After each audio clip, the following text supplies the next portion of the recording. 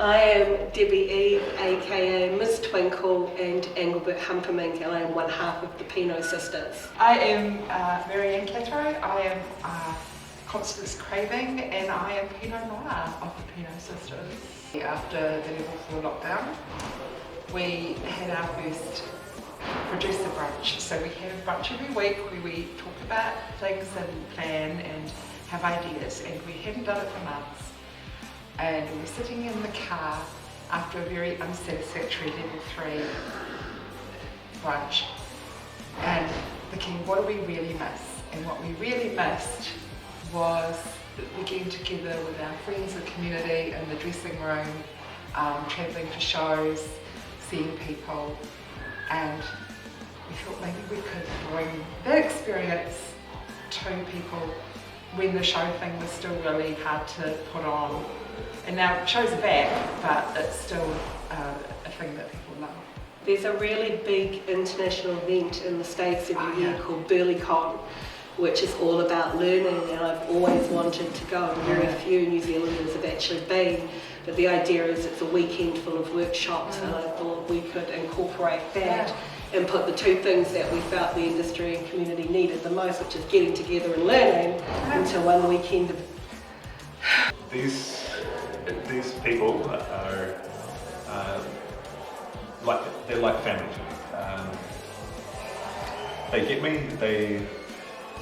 They allow me to express myself in this fashion, and that's something I never had before I met these people.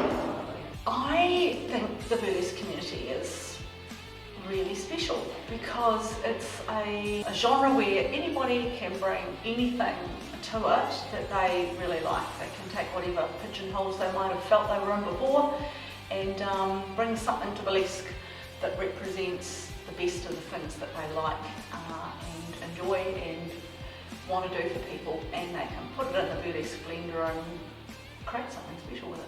The thing I love about burlesque is how accepting it is and how open the community is as a general rule to whoever you are. It doesn't matter your age, your race, your gender, your sexuality, how you present.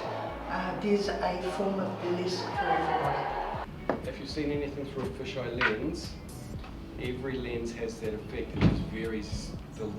The more you I was asked to shoot a show way back, whatever it was, and I loved the fact that I had to use both sides of the brain. One to work out technical exposure adjustments as the performers moved in and out of the light, the other side feeling the rhythm of what they were doing, so I knew what was coming next, when to clip a beat. And I just enjoyed the challenge. Someone that I know, she's been doing burlesque for a long time. She started running classes and I kind of got in through knowing her, and then it just kind of blossomed from there.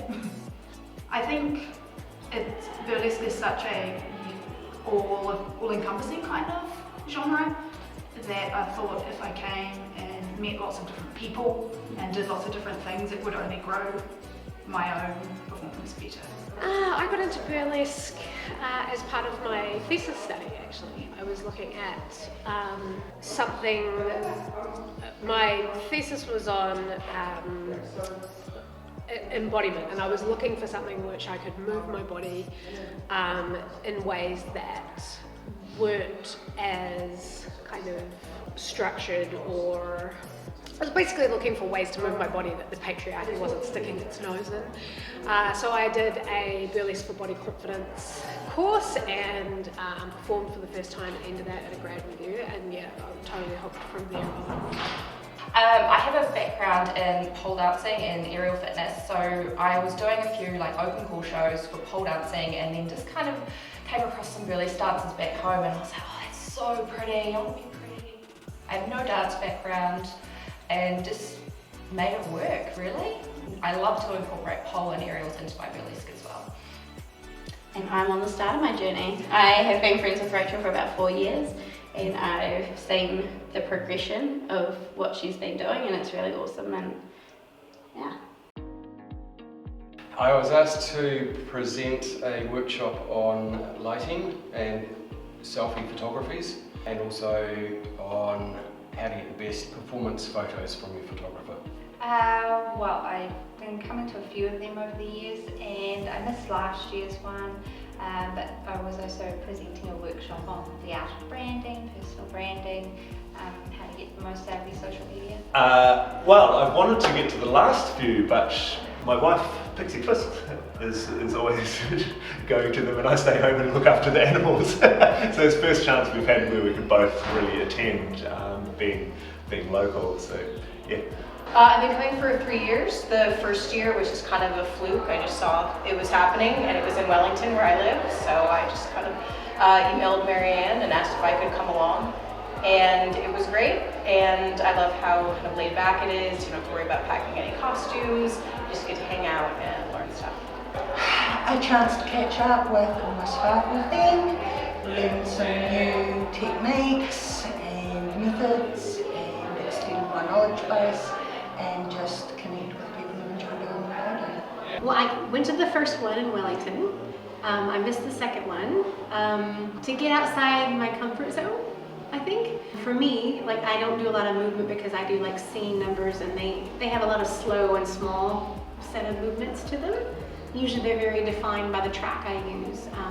But I want to do some workshops and see my friends, everybody in the community for Wellington. So Having those conversations in a sticky bag, if you're that way inclined, about what it all means to you, and in a corner somewhere, and all that stuff, and discovering that people do shows and there are performers in places that you live you didn't know, and yeah, that's our tiny little baby Burley Con.